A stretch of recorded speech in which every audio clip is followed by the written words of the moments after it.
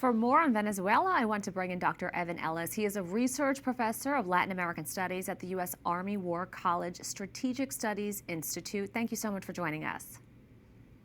Thank you. It's a pleasure to be on the program. Now, President Trump said he authorized the CIA to conduct covert operations inside Venezuela. What might this entail?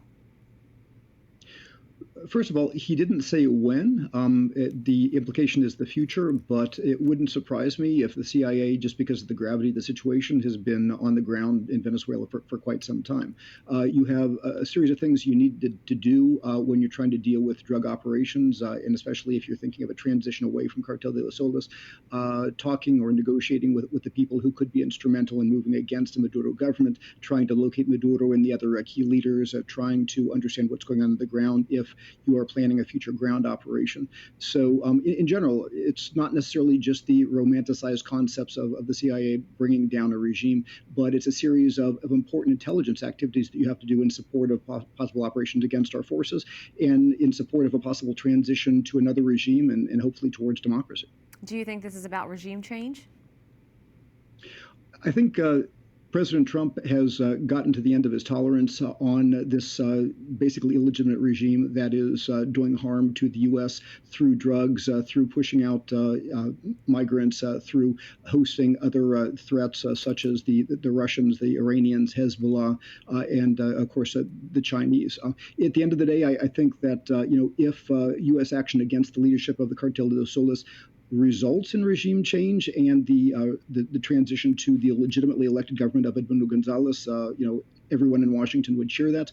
But I don't know if democracy per se is the object, but rather thinking about U.S. interest in stopping harm to those who are doing damage to U.S. interests.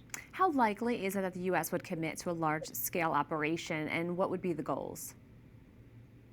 Well, first of all, I think a large-scale operation is possible, but not necessarily a long-term operation. So the force that's there, the Amphibious Ready Group, the 2nd Marine Expeditionary Unit, about 2,200 Marines, in addition to a lot of precision missile capabilities and strike capabilities from the 3 destroyers, from the cruiser, from, of course, the air superiority from the F-35s that are there stationed out of Puerto Rico. So I think there's more than enough capability to do a rapid, multi-pronged operation over land, over sea, in conjunction with intelligence that you might have through entities like the CIA and in negotiation with people on the ground to grab Maduro, to grab others, Delcy Rodriguez, Jorge Rodriguez, Vladimir Perino Lopez, and to try to bring them to justice in the United States or alive or not if necessary. Now, I doubt that you would see an Operation Just Cause kind of 1989 style operation when we moved against the other, illegitimate drug leader Manuel Noriega in Panama.